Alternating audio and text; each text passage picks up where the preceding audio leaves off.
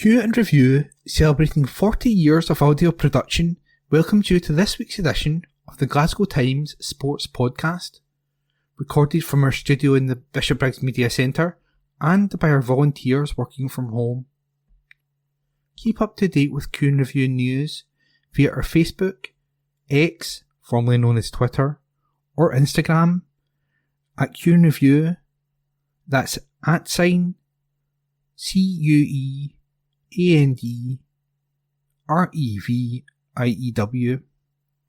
or get in touch with us directly by emailing information@qandreview.com. That's INFORMATION @CUEANDREVIEW.com, or by calling us on 0141 772 3979. Please like and share our podcast and give us constructive feedback. Evening Times Sport, April 29. Brendan Rodgers' future, McGregor's verdict and prediction. Report by Josh McCafferty. When Brendan Rodgers someday packs his bags and leaves his office at Lennoxtown for the final time, he will rightfully take his place among the Mount Rushmore of Celtic managers. Jock Stein, architect of the club's finest hour in 1967, and the great Willie Maley are the only two bosses who have more trophies in charge than the man from Carnlough. It is no surprise then that Captain Callum McGregor wants Rodgers to stick around and commit his long-term future to the recently crowned Scottish Premiership champions. And he said, if we can keep him for as long as we can, then we have an elite-level manager, no doubt. Obviously that's between him and the club. And what I would say on that is we want to keep him for as long as we can. He was hugely successful in his first spell. He's come back, he's done the same again. The hunger is there. I see the way he speaks, the way he carries himself. He is an elite manager at the highest level, and Celtic are lucky to have him. Since he's come in, he has elevated the club to a new level. You just look at the domestic success that's happened since then, and it's been relentless. If we are successful in the cup final, that will be 6 trebles in 9 years, which is unheard of. We then get into the conversation about if you don't win a treble, it's been a disaster. So that tells you how far he's pushed the club, how much the players have gone with that as well. And that's where we are now. That's the level of success that we're setting ourselves. And the one thing about the manager is he doesn't ever want to drop below that. After guiding his team to what felt like an almost inevitable title triumph on Saturday against Dundee United at Tannadice, Rodgers reaffirmed his stance that he will take his place in the Celtic dugout next season, stating that he will 200% remain in his post. The 3-year deal he signed upon returning north of the border expires at the end of the forthcoming 25-26 campaign, leaving doubts over his long-term future. It would appear that, despite being skipper, McGregor knows as much as the next man. And he said, Rodgers doesn't give much away. Obviously, we do have a close relationship, just as people as well.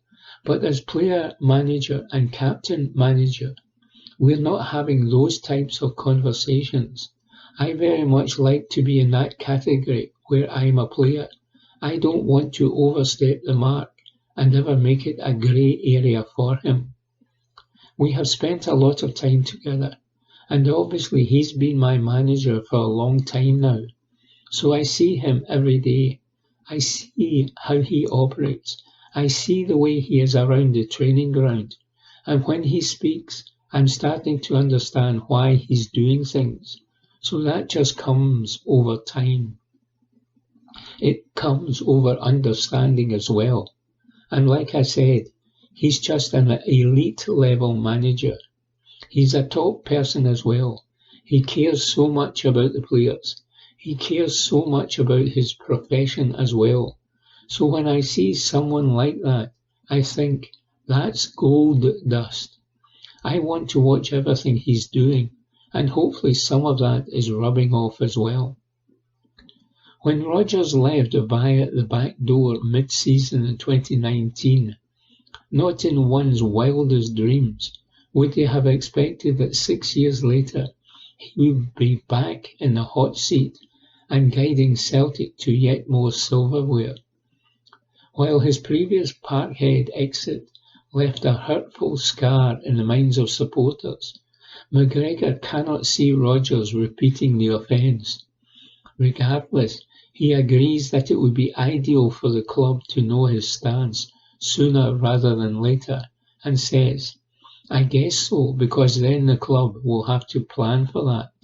But like I said, he's the type of man that, if that is ever going to happen, I think he would let the club know and want to leave the club in the best possible way, because that's the type of guy he is.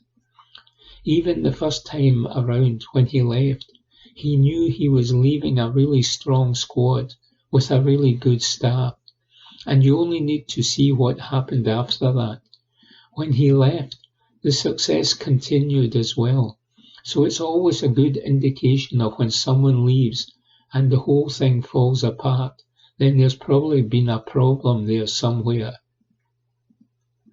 You look at Liverpool, for instance. The manager leaves. He was a legend. The next guy comes in, and he inherits such a strong squad, and the culture is there, and they go and win the Premier League the following season. So I also think that's part of the work as well, that you leave a strong foundation in place. Rodgers' winning mentality is unparalleled, considering that he is the most successful living manager in Celtic's history. His relentless nature, though, means he is not afraid to give his players a proverbial kick up the backside, as McGregor recalled once happened in his first stint in Change. I remember we had beaten Motherwell in the 2016-17 League Cup final, and we played them on the following Wednesday night, and we drew the game, and we knew about it at that point. We just won the trophy, but it was like, no, we're not coming off it. I'll give you time to celebrate at the end of the season. You need to win this game as well. So straight away the players were like, right, we need to be on it. It's that relentless nature, especially at Celtic, because the job is to win. You need to continue to win all the time. And he drives home that message for the players. And that breeds the culture for us as players to continue that as well, he said. No one typifies Rodgers' dressing room messages on the park more than McGregor. Given his consistency throughout the current season, it is no surprise to see him nominated for PFA Scotland's Player of the Year award, alongside teammates Nicholas Kuhn and Dazen Maeda, and Dundee's Simon Murray. And he said, it's always a proud moment to be in these types of conversations. I think this is a good one. I think the players understand how hard football is, and it's always changing. There's more and more demand on the players, and I think the guys that you're playing against, they'll know the game better than anyone else that's watching it. So it's always a nice one to have that recognition. And yes, when the team are doing well, then of course the individuals within that will look better as well, says McGregor. Report by Josh McCafferty. Evening Times Sport, April 29. Reason for McTominay's rise at Napoli. Report by Matthew Lindsay. The secret of telling a good joke is, as any stand-up comedian will tell you, the timing. It is also, it would seem, the reason why Scott McTominay has produced a spectacular run of goal-scoring form, which has left Napoli supporters unable to wipe broad grins off their faces. Form which the Scotland international's hapless opponents have not found to be amusing in the slightest, and which may end up giving his Italian club the last laugh in what has been a remarkable season. Tartan Army foot soldiers have known for some time that the former Manchester United midfielder is a clinical finisher in the final third of the park when the pressure is on. None of them will ever forget the 7 goals he scored against Cyprus, Spain and Georgia during the national team's successful Euro 2024 qualifying campaign. However, the 60 times capped 28-year-old has, even by his own high standards, been impressive up front of late. A double in a comfortable 3-0 triumph over Empoli at home, and a late winner in a tense 1-0 victory against Monza away ensured that Napoli moved level with Inter Milan at the top of the Serie A table earlier this month. His first-half brace against Torino proved to be the difference between the two sides at the end of the 90 minutes and ultimately sent the hosts 3 points clear at the top of the table with just 4 matches remaining. McTominay quickly justified the £25.7 million transfer fee which it took to secure his services back in August, and soon endeared himself to fans who know, having watched, to name just a handful, Marek Hamsik, Ruud Krol, Maradona and Dino Zoff represent them over the years. A decent footballer when they see one. His popularity, though, has simply skyrocketed in Naples the past few weeks, as Gli Azzurri have caught and then leapfrogged I Nerazzurri. The packed ground reverberated with repeated, heavily accented chants of Scott, Mac, Tom and Nee. On Sunday, as the home supporters in the 51,144 strong sellout crowd which was in attendance lost the plot. There were as many Napoli fans decked out in replica McTominay tops as there were in Lukaku or Politano shirts. In fact, there were many more. There were too numerous saltires and Scotland shirts in the stands. He is the man of the moment, the hero of the hour, the darling of the support. Politano, the Italy winger, who was a member of the side which lifted the Scudetto 2 years ago, believes that McTominay has a priceless trait which has enabled him to make such an impact as the Serie A title race has intensified. Sir Alex Ferguson, the legendary Old Trafford manager, who took such a keen interest in his compatriot McTominay when he was coming through the United youth ranks, often claimed that timing a run into the penalty box was the most difficult skill in football, and it was an art which could not be taught. Well, McTominay has well and truly channeled his inner Norman Whiteside, something he has done on numerous occasions in a dark blue jersey since moving to Italy 8 months ago.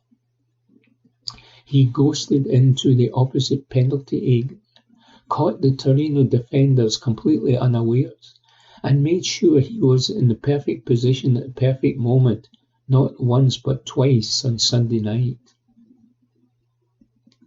Said Politano, "We saw that Inter had lost to Roma on Sunday afternoon, and knew the importance of the match against Torino before it got underway, knew the 3 points were fundamental for us because they would bring us back to the top of the table.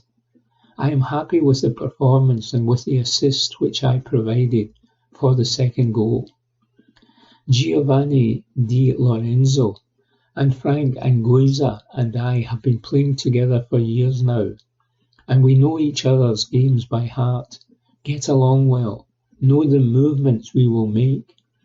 In the first half against Torino, we pushed a lot on the right and managed to find the 2 goals which decided the match doing that.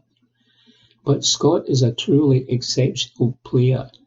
He has the most fantastic timing, has an amazing ability to come into the match just exactly when he is needed to do so.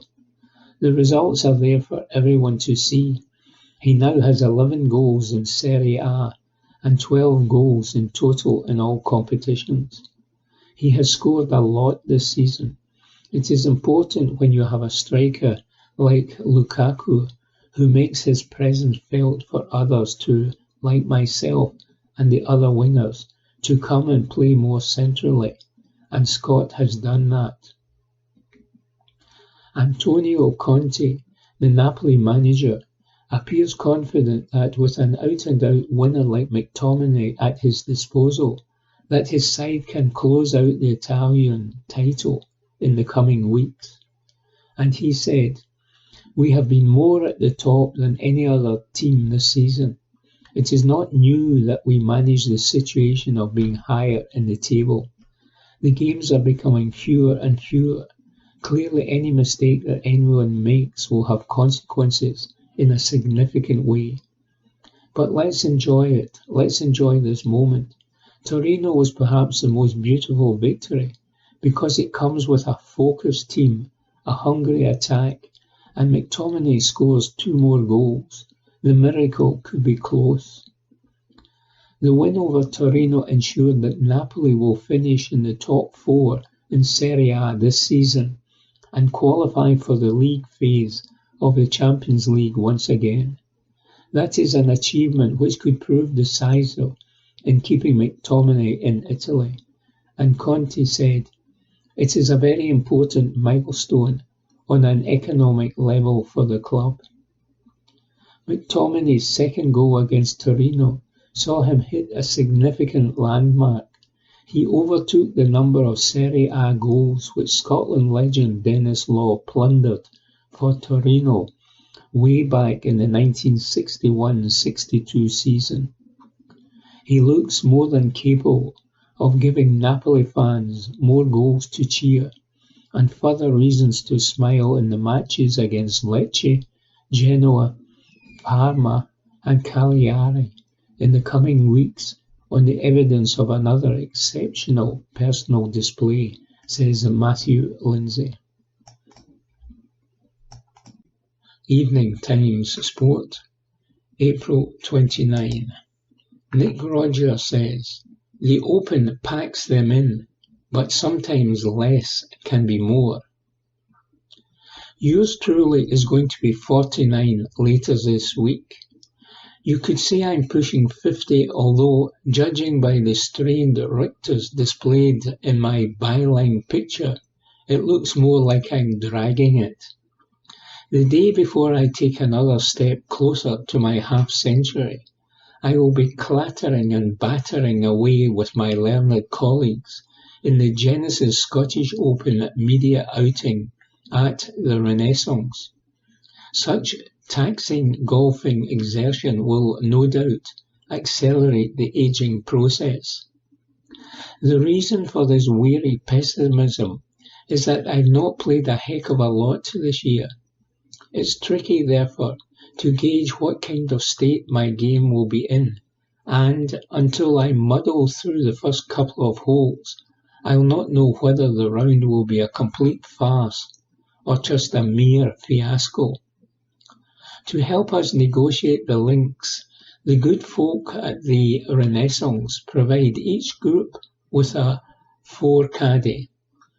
Given I'll likely plonk my ball nowhere near the strategic position he takes up down the fairway, We will probably end up communicating with each other from afar with some kind of elaborate maritime flag semaphore. Having that extra pair of eyes watching affairs unravel is always handy, of course.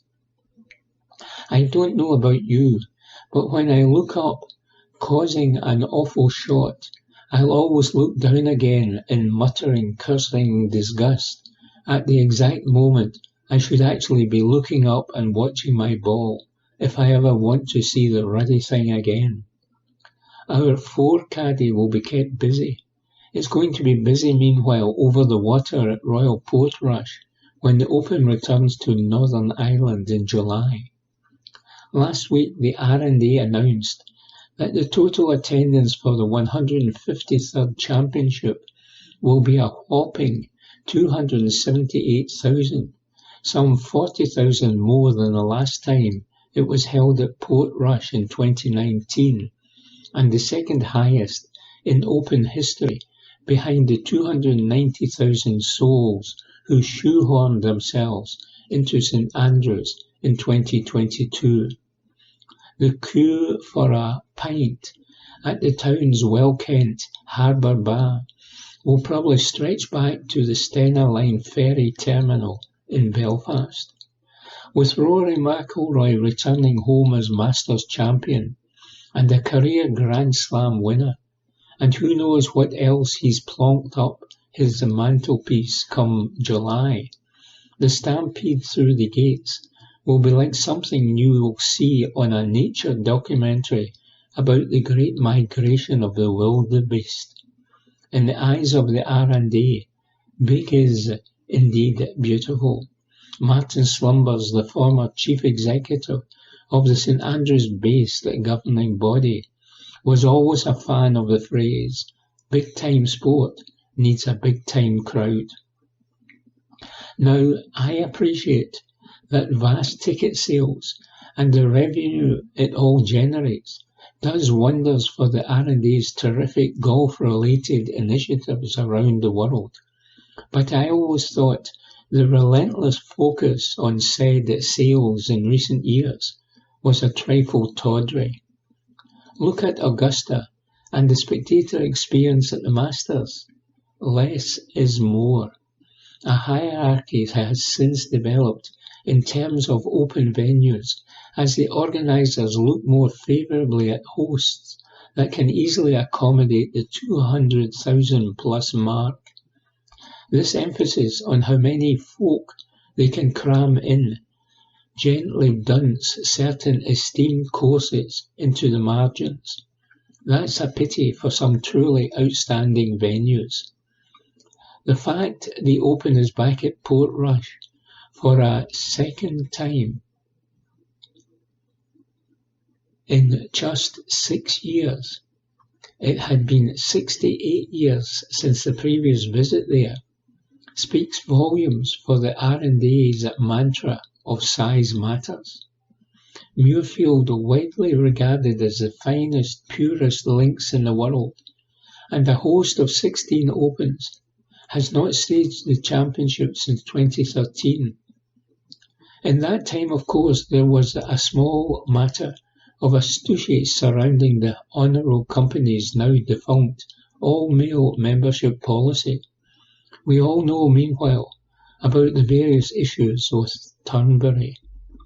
Putting all the off-course stuff to one side, and it's not easy to put Trump to one side for a start, it would still be a mighty shame for the iconic majesty of the Ailsa course never to hold another Open.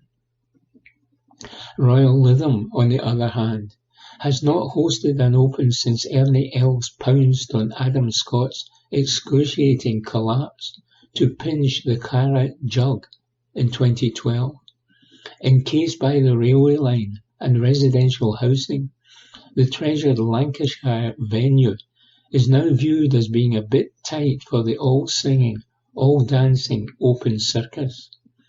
The magnificence of the links, the cherished history, and the robust nature of the golfing test should take precedence over logistical challenges with infrastructure or reduced attendances, or maybe that's just wishful thinking in this highly commercial age. Next year marks the 100th anniversary of the great Bobby Jones' first Open win in the first Open to be held at Lytham in 1926.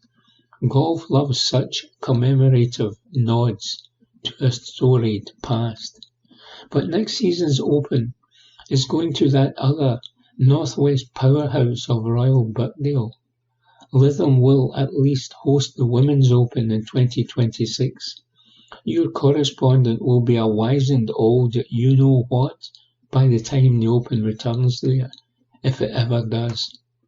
In the public ticket ballot for this year's showpiece, all the briefs were just about sold out in the time it took you to grasp the word ballot. Big-time crowds indeed. Portrush then will pack them in. It will pack the coffers too. But a big part of an Open is showcasing the very best links courses these isles offer, not just the ones that make the most money, says Nick Roger. Evening Times Sport, April 30. Paralympian on his bike and chasing Games glory. Report by Graham McPherson. The phrase "making the most of a bad situation" could have been coined for Callum Dubois. Losing a leg following a motorbike accident as a 21-year-old could have defined his life, but instead the then trainee chef used the long road back to recovery as the starting point for him to go on and achieve greatness in ways he could never have thought possible. It is an inspirational tale. The visit of Paralympic skier Scott Minach during Dubois' long hospital convalescence sparked a conversation and planted a seed. His rehabilitation program saw him try cross-country skiing, and from there it became his new passion and obsession. Less than 5 years after that terrible road accident, Dubois was representing Team GB at the 2022 Paralympics in Beijing. There would be a further brush with adversity for the man from the Ayrshire village of Kirkmichael when he lost his funding and could not continue in winter sports. Again, though, he spotted it as an opportunity rather than a crisis, ditching the skis for a bike, where he has again quickly progressed through the ranks with both Scottish and British cycling. The 28-year-old is now setting his sights on representing Team Scotland for the first time after 8 para-cycling events were included in next year's Commonwealth Games. As a regular visitor to the Sir Chris Hoy Velodrome, the thought of returning there to represent his country is serving as a powerful motivation. Said the C2 rider, "It's going to be a huge target for me next year. I'm hungry for it. I'm ready to go. I didn't think I'd be able to get an opportunity to race at a Commie Games, but now that the para event have been included, it's a real exciting prospect. I absolutely love the velodrome. It's just a good opportunity to get on track and brush elbows with people when you're racing. It's all very close. I train there twice a week with Scottish Cycling. We have a really good programme here, and there are loads of opportunities within Scotland to get on track. I also racetrack league on Friday night, and then we'll have different competitions throughout the year. I'm pretty much at the velodrome every single week. As a Scottish athlete, we are incredibly lucky and incredibly fortunate that we have this venue here. And for it to be hosting the Commie Games is a real opportunity. Obviously, getting to the Paralympics is such a huge achievement, but getting to represent Scotland would be a real honour. The boys were still focusing on skiing rather than cycling, as the previous Commonwealth Games unfolded in 2022, but he has repeatedly shown himself capable of adapting quickly to new challenges. And he revealed, moving from snow sports, my original sport was all upper body, so now it's changed to all lower body. I've pretty much had to throw my training in a full 180, but it's a really exciting opportunity to change sports and have different experiences. I am fully committed to cycling now. At the moment I'm on the British Cycling Foundation squad, so I cannot go full-time cycling just yet. I still have to work alongside training, so it's a real challenge to balance everything, but I am 100% in on cycling. Cycling had been a part of the boy's life growing up, but it was only after the accident that he started to take it more seriously. And he adds, I've always cycled, but it wasn't really until after my accident, until I lost my leg, that I started cycling properly. I cycled all the way through my skiing career, just as a way of cross-training. I have always wanted to explore cycling a little bit more, but because skiing is so intense, and we were away for the majority of the year, it was not really doable until we lost our funding after Beijing. And then I saw this opportunity and grabbed it with both hands. I do a combination of road and track. As a para-athlete, you can aim to be a jack of all trades, master of them all. The boy's dark humour and ability to see the positive in any situation extends to cycling with only one leg. And he reveals, not having my left leg going around left corners, I don't have a problem with pedal strike or hitting my crank off the ground, so I can batter my bike in at left corners. I raced in Edinburgh one time and pretty much dropped a full able-bodied field on every single left-hand corner, just because I can keep pedalling around it and they couldn't.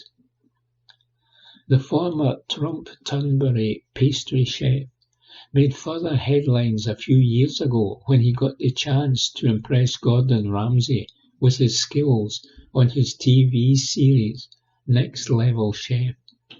But the boy says he's finished with cooking for now, and reveals, I hung up my apron a few years ago. That ship has sailed. I actually work in the NHS as an admin in A&E. Again, it's a job sitting down. It's a bit high stress sometimes, but it keeps me humble, keeps me hungry. It's a good thing just to keep me going. It is cycling, and the prospect of becoming a two-sport Paralympian in Los Angeles in 2028, that is his main driver. Absolutely, he says. That is the big goal. That's why we're here. I just need to keep the head down, keep working, keep pushing. We'll get there eventually. Report by Graham McPherson. Evening Times Sport, April 30. Did not give up hope amid Mulligan to Rangers link.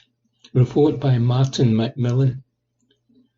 Dundee manager Tony Docherty is hopeful Josh Mulligan will stay at Dens Park beyond the summer. The 22-year-old, who is out of contract at the end of the season, has attracted interest from Rangers and the English Championship clubs. Ibrox officials have been monitoring the midfielder, who can also play at right back, for a possible free transfer move. Lyle Cameron, Mulligan's teammate, has already agreed to join Rangers in the summer. However, no deal has been finalised for Mulligan yet. Docherty is keen to retain Mulligan and is hopeful about the player's future at the club. As quoted by the Daily Record, he said, "We won't give up hope of Josh staying, because you always want to keep your best players. We started the season with Luke McCowan, Cameron and Mulligan, and all three have improved so much. They are attracting attention. It's important that that's what we do at this club, improve and develop players. It's great to see players do well, and for as long as Josh is with us, we'll continue to work with him. Hopefully we're working with him for longer. Report by Martin McMillan. Evening Times Sport, April 30. Green light for change in lower leagues. Report by Stephen McGowan. The Scottish Premiership will continue with 12 teams after talks over a potential expansion failed to find consensus. At a meeting of the league's competitions working group, there was broad agreement on proposals to revamp the Championship, League One and League Two.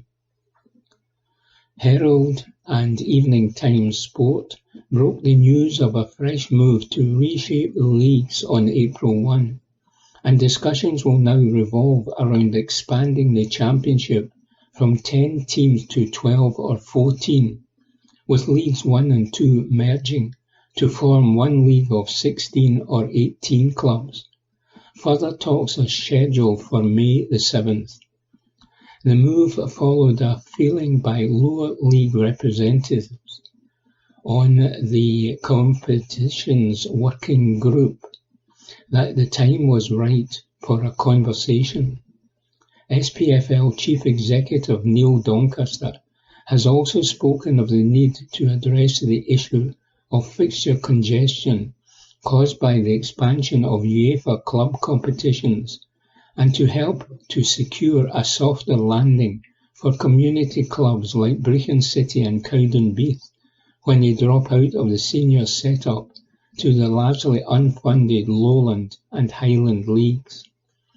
While supporters broadly favour an expansion of the top flight to end the practice of clubs playing each other 4 times, the competition's working group were unable to come up with a plan likely to obtain the 11-1 majority required for major change in the Premiership.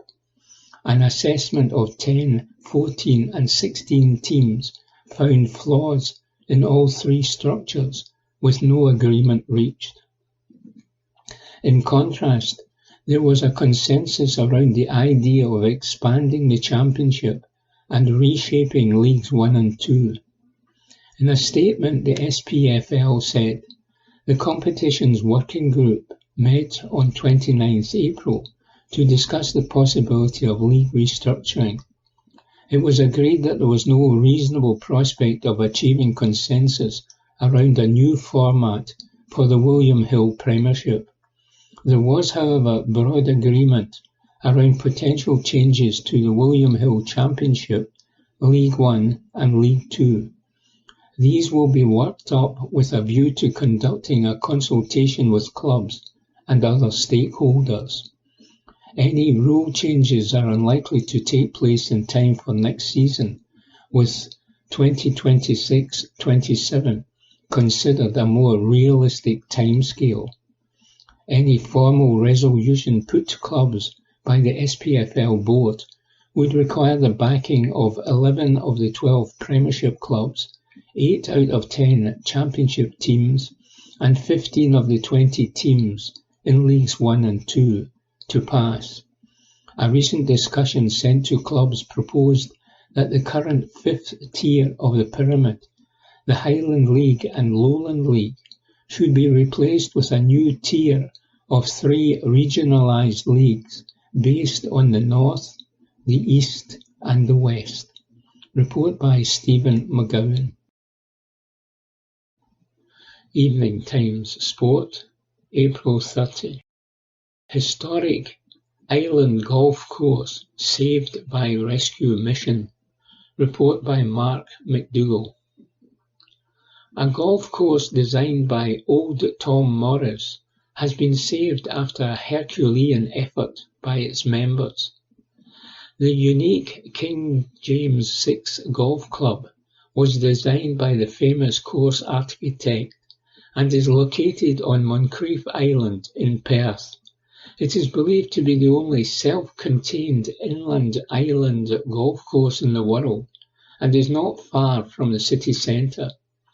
The historic course suffered serious damages during Storm Babette in October 2023 when winds ripped a 120-foot wide hole in the island's flood defences. Only the flags of some of the holes remained visible, with the bulk of the island under 3 feet of water, and when the floods eventually receded, only 9 holes were left playable. Staff feared the club would close completely if the flood banks could not be repaired properly, with silt washed on shore from the River Tay, leaving a lot of the course buried. It seemed unlikely the original Old Tom Morris layout was going to be recovered, but a repair job costing £75,000 and a lot of effort from hard-working club staff and members means the course is set to reopen fully. Even the rebuild took an extra effort, with the position of the course meaning equipment could only cross to the island during low tide between April and September. Club captain Scott Fenton admits the importance of the golf course was not lost on members, given how many others are under threat or have closed, such as Hirsel and Keir Park. He said, "The initial breach to the flood banks was about 15 feet wide, but it eventually expanded to 120 feet. The 9th and 10th holes were completely wrecked.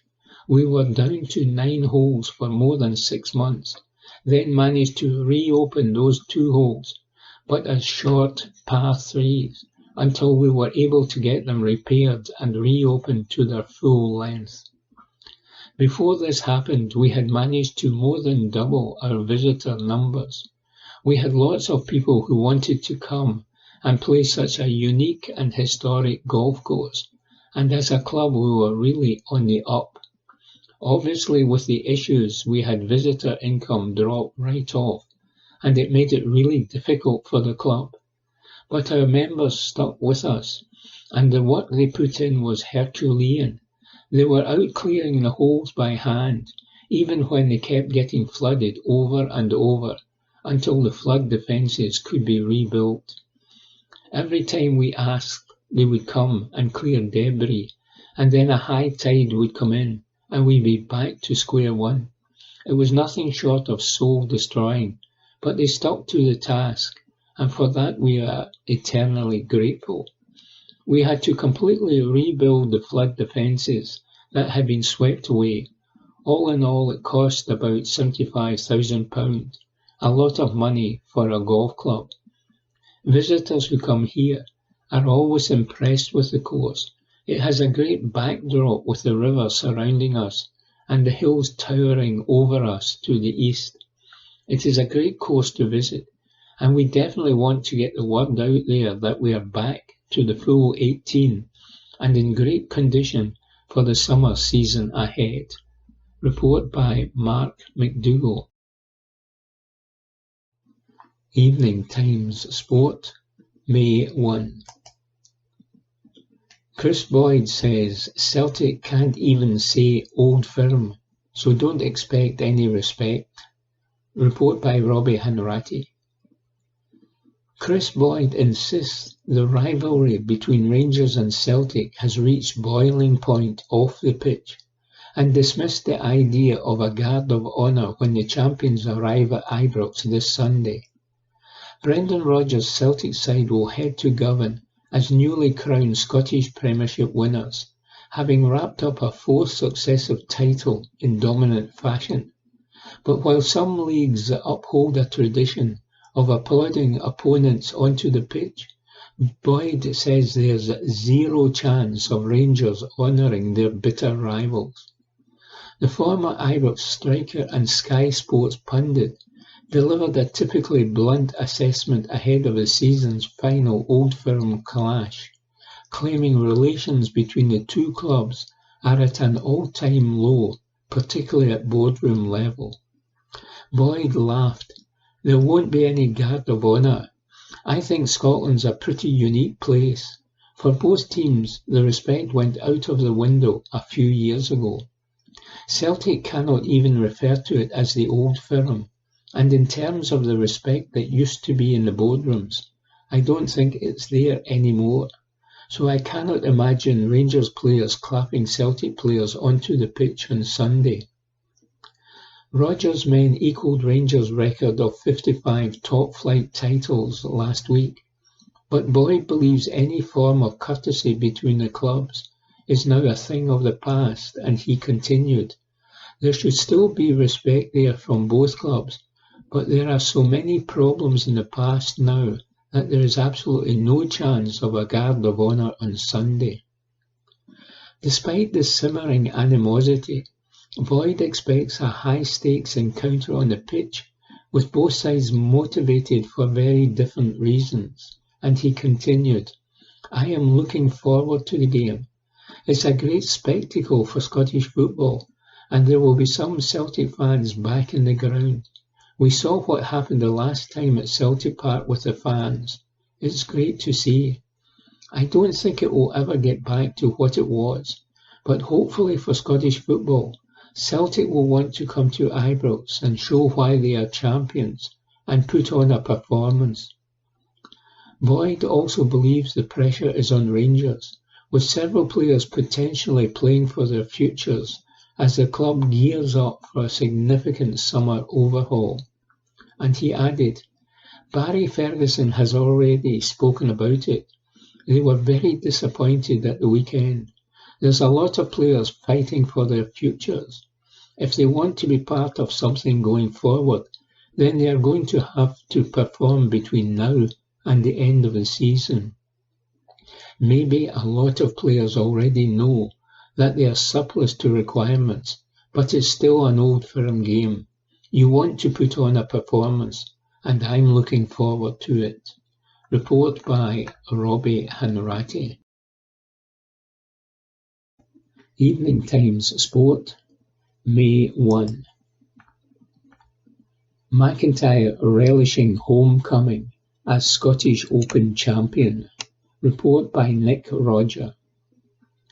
In the here, there and everywhere borough that's par for the course as a touring golfer, there are moments for a bit of downtime. After a hectic spell of competition on United States soil, Robert McIntyre is kicking back on a holiday in Nashville. We're not sure if a night at the Grand Ole Opry rouses his musical senses quite like a ceilidh in the Glen Cruton clubhouse, but you never know. Even when you're on holiday, of course, there are still those pesky media duties to fulfill. As the reigning Genesis Scottish Open champion, McIntyre dialed into the Renaissance Club in sun-soaked East Lothian for a remote chinwag about July's domestic showpiece. How time flies. 2 years ago, McIntyre was pipped to the Scottish title by a single shot as Rory McIlroy conjured the kind of rousing finish that grandstands were invented for. 12 months ago, McIntyre shoveled those same grandstands to their foundations with a thrilling finale of his own to claim the title by a stroke and become the first Scot to win the national crown for 25 years. With the heartbreak the year before with Rory, you think that was potentially your only chance, he reflected, of his famous win. But to have the same chance the next year was incredible, and to finally get over the line was a dream. The party that followed could have rivaled the lively excesses of Nero's soirees. Nero, though, didn't have to pitch up at an Open Championship a couple of days later. Here in 2025, McIntyre believes his emotional Scottish Open success last year can have benefits for his preparations for an assault on the claret jug at Royal Portrush. He reasons, "I think my priorities change. When I pitched up at the Scottish Open, it was all about winning the Scottish Open. Taking nothing away from the Scottish Open, but I can almost prepare better for the Open, because the monkey is off my back." Talking of mischievous, metaphorical primates, the aforementioned McIlroy got a sizable one of his own back recently, when the Northern Irishman finally completed the career Grand Slam with a tumultuous triumph in the Masters. McIntyre had arrived at Augusta with high hopes of mounting a strong challenge himself, but the 28-year-old missed the cut and watched the stirring denouement on the television. "Watching that, I was a golf fan, 100%, he said, of the epic viewing experience, as McIlroy flirted with glory and despair on an epic back nine, before edging out the valiant Justin Rose in a playoff. When he went 3 ahead, I thought, right, no disasters. Then it all unfolded," says McIntyre. "The career Grand Slam is as good as it comes in the game of golf, other than passing Tiger's record and Nicklaus's record. When I was watching it, it was the highs and lows of golf. Rory had it all in the space of probably 6 holes." McIlroy will be at the vanguard of Europe's quest to win the Ryder Cup for the first time on American turf since 2012. The countdown to this year's clash of the transatlantic titans at Bethpage Park in New York is tick-tocking away, and McIntyre is desperate to be a part of it again after a winning debut in Rome 2 years ago. Said McIntyre of his European teammates' talismanic qualities, "At the Ryder Cup, you've got to have Rory all singing and all dancing. The way he is playing now is ideal for him. I've got so many big events coming up, and if I play good golf, then I'll be there. If I don't, then I don't deserve to be there." Last year's Scottish Open field was officially the 5th strongest in golf in 2024, with McIntyre and McIlroy among the star attractions already signed up for this July. "It promises to be another blockbuster," said McIntyre. "It's brilliant. The field that we get every year is top drawer. It's as good as we get outside the majors. As a Scot, you're going there trying to win your home Open, and thankfully, I've got that now. It's about adding to that and trying to defend it this year." Despite the salience of a missed cut at the Masters, McIntyre remains upbeat about his golf and added, "My game has actually been pretty good. I've obviously been struggling a bit with the putter, but that's no surprise. It comes and goes. I do everything I can to try to fix it. I change putters. I snap putters." Funnily enough, that's what some of the golf writers were doing after a frenetic round at the media day, says Nick Roger. Evening Times Sport, May 1. Scotland ladies captain makes long-awaited injury comeback. Report by Robbie Hanratty. Rachel Corsie marked the end of her injury nightmare with a long-awaited return to competitive action last night, coming off the bench in Aston Villa's emphatic 5-2 win over Arsenal. The Scotland captain, who had not played a single minute this season after undergoing knee surgery in October, was introduced in the 88th minute to a rapturous reception from the home support at Villa Park.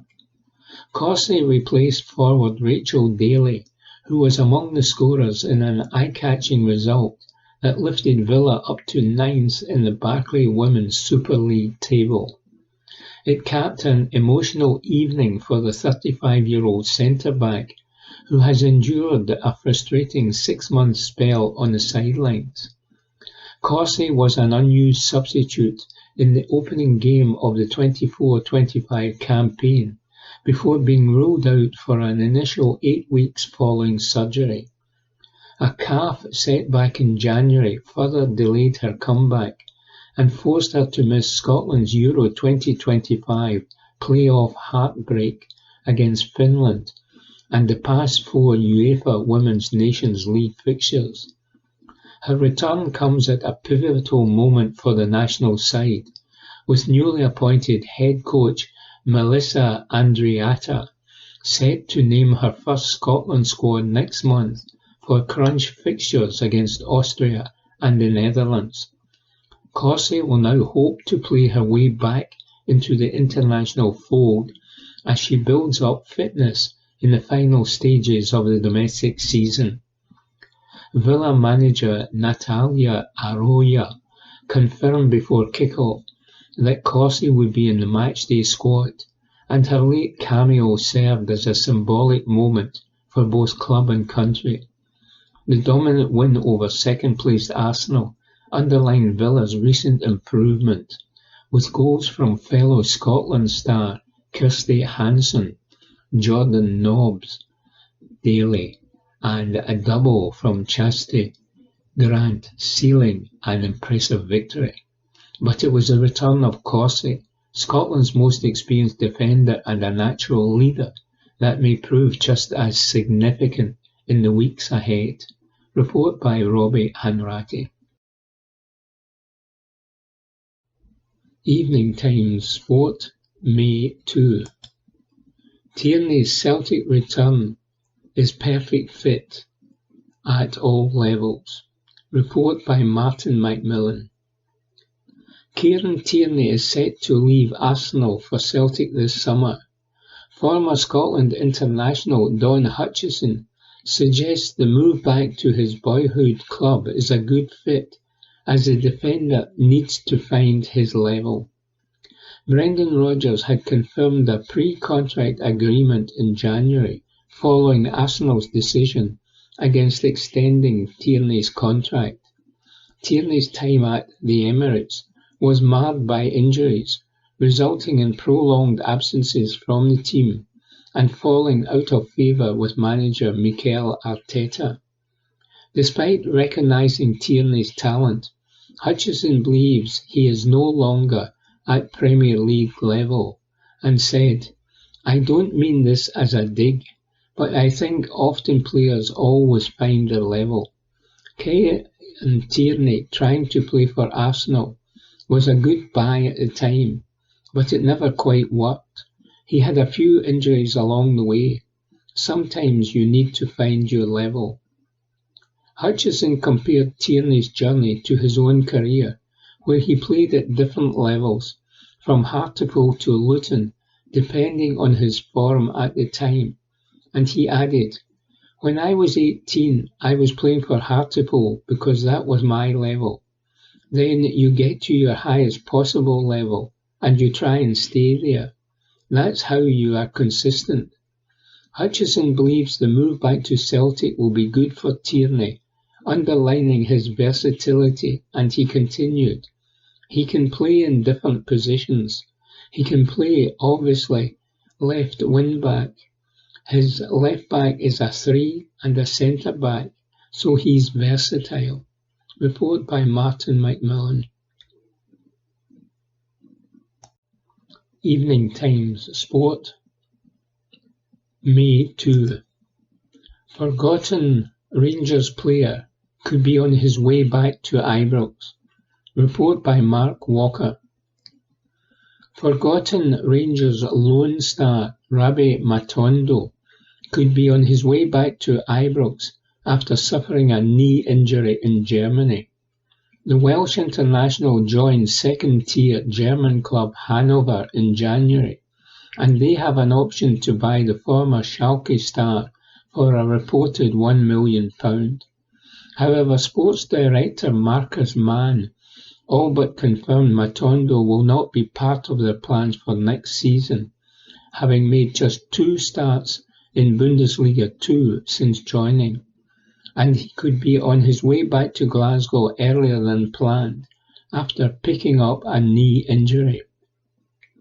Hanover boss Lars Barrelman explained, "Rabbi took a knock on his knee recently and still has problems. He has to go for a scan to see the extent of the injury, and then we will see if he can play a part for the rest of the season or not." Matondo cost Rangers £3 million when he signed for them 3 years ago and still has a year to run on his contract.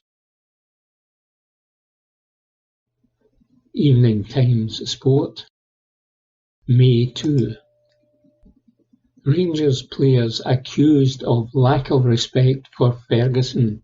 Report by Martin McMillan. Rangers players have been accused of showing a lack of respect to interim boss Barry Ferguson. The claim comes from Derek Ferguson, who believes his brother is being let down by the squad's performances. Last week, Barry Ferguson criticised the team following their 2-2 draw with St Mirren, marking their 5th consecutive match without a win. The team has conceded at least 2 goals in 7 of their last 8 games. As Rangers prepare for their season's final derby clash against rival Celtic at Ibrox on Sunday, Derek Ferguson has called on the players to show respect for his brother and said, "You heard his interview, didn't you?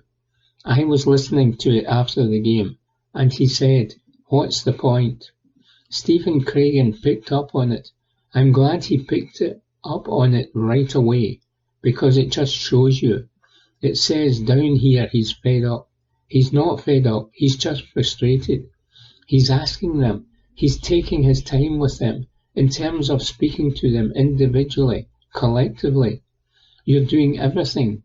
You're giving them all the information that they need to go out and win a game of football, and they're basically not doing it. So they're throwing it back in his face. To me, it's like a lack of respect." Report by Martin McMillan. From the Glasgow Times, Saturday the 4th of May, Sport. Glass bottle thrown onto pitch during Rangers vs Celtic. Report by David Irvin. A glass bottle was thrown onto the pitch at Ibrox during the Scottish Premiership match between Rangers and Celtic. During a break in play in the second half, a small glass bottle was lobbed onto the park, landing in the penalty area near Celtic goalkeeper Viljami Sinisalo. The object, one of a number thrown from the stands, appears to have been hurled from the Copeland stand. Sky Sports camera showed the moment Sinisalo cleared debris from his penalty area, with cup thrown to the sidelines. Then, Rangers substitute Niraisho Casemiro ran onto the pitch, during a break in play, to pick up and remove the glass bottle from the pitch. Commentator Ian Crocker said, "A few things might have been thrown at Sinisalo there, sadly." Article written by David Irvin. From the Glasgow Times, Saturday the 4th of May 2025. From the sports section, Rangers 1, Celtic 1. Instant reaction to the burning issues, by Graham McGarry. It was honours evening in the final Old Firm meeting of the season, as a fiercely contested encounter at Ibrox ended with both sides settling for a point. The destination of the Premiership title may have been long decided, but both sets of players ensured that the cliché about there being no dead rubbers in this fixture was shown to have some truth in it. Cyril Dessers put the hosts ahead in the stroke of half-time, but the champions fought back in the second period and secured a draw through an Adam Ida strike. Dyson Maeda almost won it at the death as he bore in goal, but Liam Kelly managed to save, and a draw was just about the right outcome. Here are the talking points from Ibrox. It is a bizarre quirk to this season in which Celtic have been so dominant and Rangers such a shambles in large parts of it, that the Ibrox side have seemed to have the measure of their city rivals when they have met one another recently, since their loss on penalties in the League Cup final in fact. They were attempting here to register a third consecutive league victory over Celtic for the first time since season 1996-97, the campaign in which they won a 9th league title in a row. Incredible, really, when they also came into this game 17 points adrift at the top of the table. Entire forests have been failed in the analysis of just why this Rangers team can raise their game on the big occasion, whether that is on the European stage or when facing Celtic, but seem utterly perplexed by the challenge that deep-lying teams like Queen's Park have posed them. And it was no surprise to see here that they were more effective against their more expansive opponents. Ultimately though, if you can say such a thing when it comes to this fixture, valiant displays like this against Celtic and even wins that Rangers have picked up against their oldest foes count for little when the prizes will once again be adorned in green and white ribbons. Even though Brendan Rodgers and his men will be mightily pleased just to have halted that little sequence, which may have taken just a little sheen off their trophy success. Tale of two maligned strikers.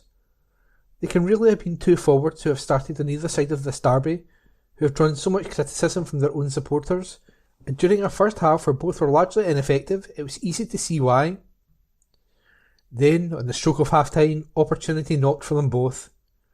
A lovely turn-in through ball from Rio Hatate had split the Rangers' defence and sent Ida in goal, but the big striker took a heavy touch, allowing Kelly to narrow the angle, and the keeper did well to spread himself and block Ida's effort. Rangers immediately sprung forward on the counter, Mohamed Diomande feeding Dessers inside the area, who with perhaps his first meaningful contribution to the game, did brilliantly to hold off Liam Scales and reverse the ball beyond Villames and Salo and into the net. Ida had also squandered an earlier opportunity to put James Forrest in goal, and must have thought the tin lid had been put in this season for him, when he did find the net in the second half, only for the goal to be disallowed for an earlier offside. At last, something went for him though, as VAR intervened and he could run off to celebrate once more. Overall, both strikers have a lot to convince their fans that either of them are good enough to lead their line for their teams. Celtic's £11 million man was at pains to point out that there is no rivalry between himself and his compatriot across the city after the Old Firm derby, perhaps because Raskin had outshone Arne Engels at Celtic Park in the 3-2 Rangers win, but in fairness to Engels, he had much more about him here. The 21-year-old has been questioned this season, and particularly his ability to take a game by the scruff of the neck. He was much more involved here, particularly in the first half, where anything good that Celtic did invariably went through him. He didn't quite manage to dictate things though, and the main reason for that was Raskin, who snarled around the midfield and sparked another intriguing subplot with his willingness to go up against Callum McGregor, something that Rangers midfielders have been all too reluctant to do over the years. It was a fascinating battle all in all in the middle of the park, and let's hope the two young Belgians hang around so we can enjoy it for a good while longer. Rangers exposed Celtic's set-piece weakness again, but failed to make the most of it. After the last Old Firm fixture, when Raskin had scored from a free header, Celtic manager Rodgers made a point of publicly referencing the need for his men to not only pay close attention to the clever runs of the diminutive Belgian, but to maintain their focus on defending set plays. It seems the message didn't get through. Leon Balogun should have scored in the early knockings, as he made a Valkas Cerny corner in acres of space, sending the ball crashing off the top of the bar on its way over. And Raskin then went close with another free header from the centre of the Celtic box that Sinsayalo managed to save low to his right. Remarkably, they gave him another go at it midway through the first half, as he wriggled clear of his marker again and this time planted a header beyond the Celtic keeper and into the net to send Ibrox wild. This time, VAR rode to the champion's rescue, spotting that Raskin had strayed offside before making contact. Still, alarm bells were ringing for the visitors whenever the ball was coming into their area, and they might well have paid a higher price. Fans back in and the derby feels the real deal again. Despite the problems away from the ground in terms of policing at the last fixture, the presence of a large Rangers contingent at Celtic Park definitely gave the fixture more of a feel of old times.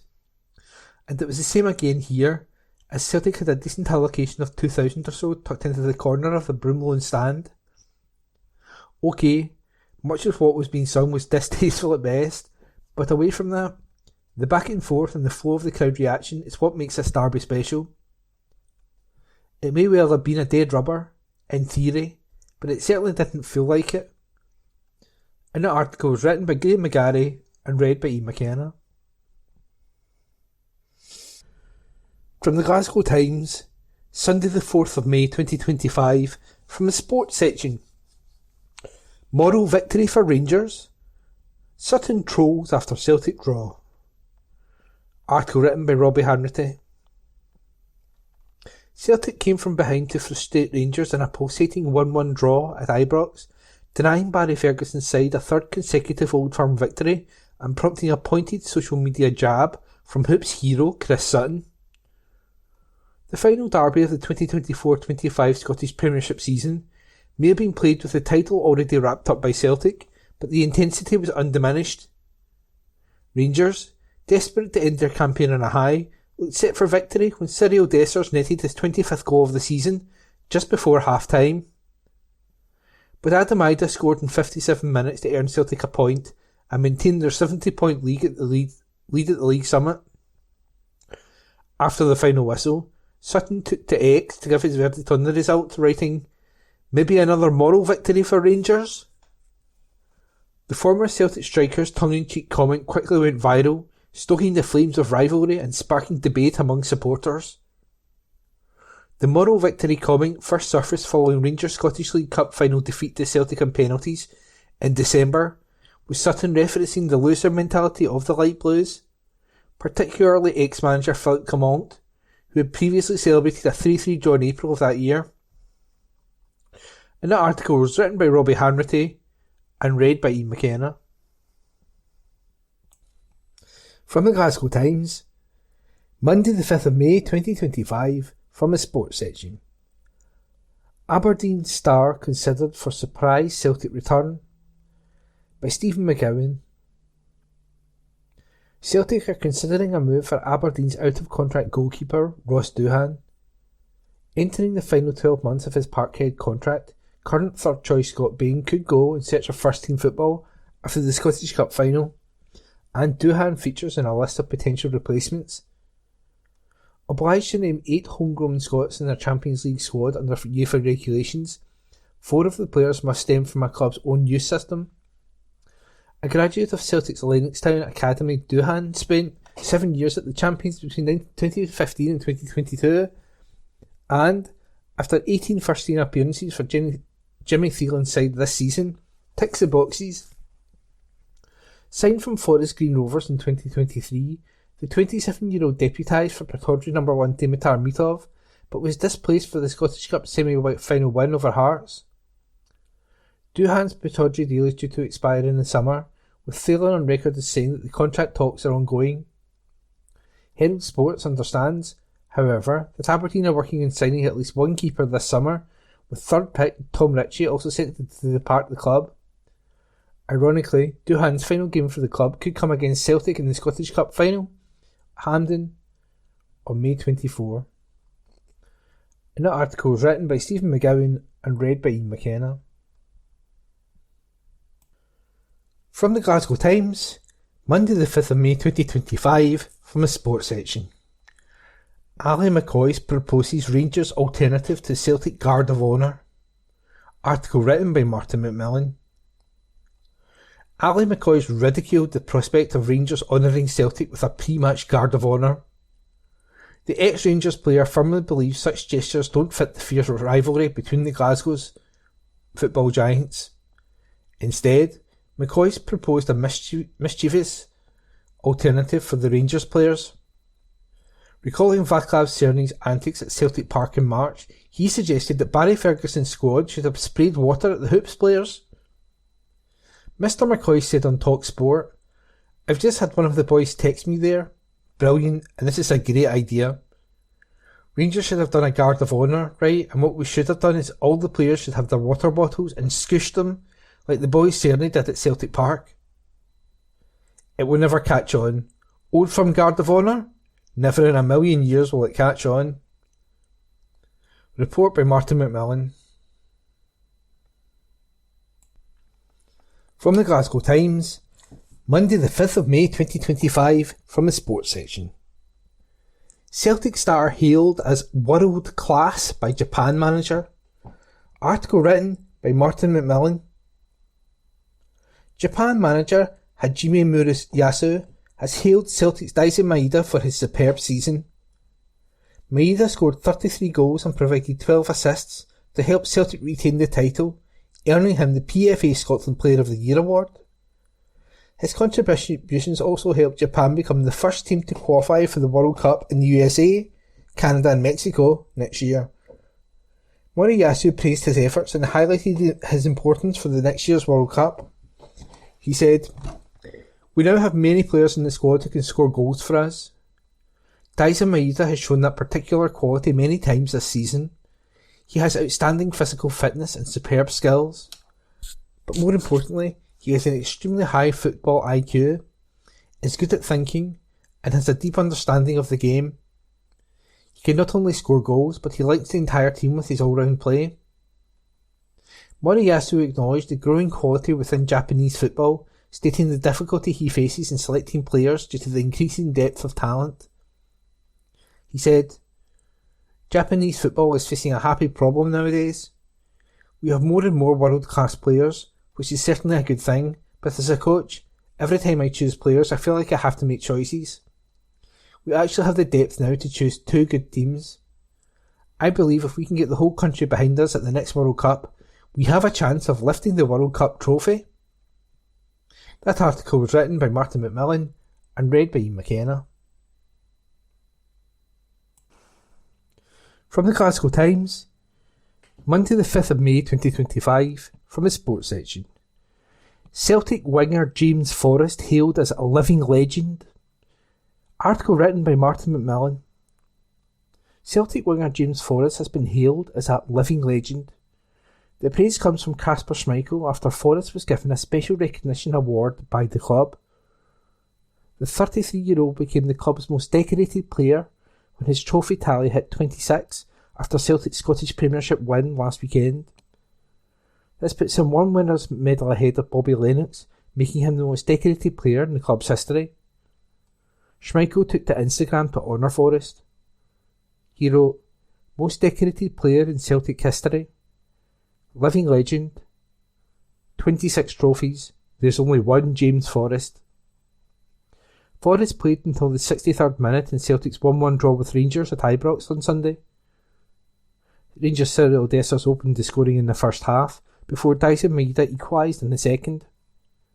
Celtic manager Brendan Rodgers said after the match, "I was really pleased with the team's performance. Rangers started off with a diamond, so I was glad we then found our way through that. I thought we had lots of spells where we did. Maybe in the final third of the pitch we were just short today in certain passes and making the final pass. Overall, I thought we had a really good control of the game. We probably should go one up, and then from there, actually the corner that we get, we go behind in the game just before half time, so it's not a great time to concede. But I said to the players, listen, they've done a lot of really good things.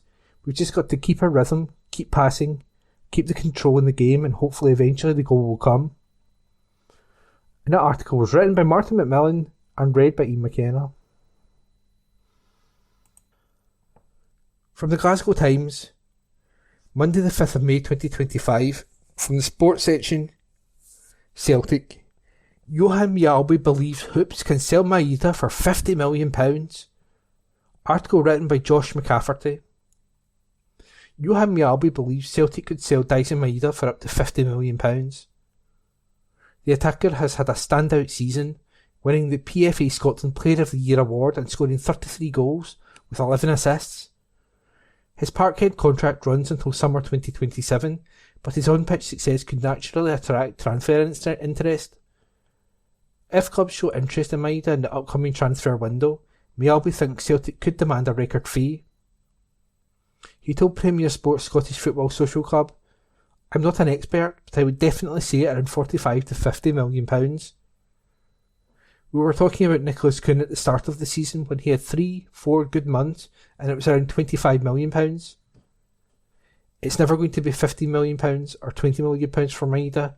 It's definitely going to be £25 million plus."